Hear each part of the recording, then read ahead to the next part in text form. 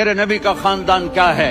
मेरे नबी ने फरमाया, अल्लाह ने आदम की सारी औलाद से अरब को चुना, अरब की सारी औलाद से मुजर को चुना, मुजर की सारी औलाद से कुरैश को चुना, कुरैश की सारी औलाद से हाशिम को चुना, और हाशिम की सारी औलाद से अल्लाह ने मुझे चुना।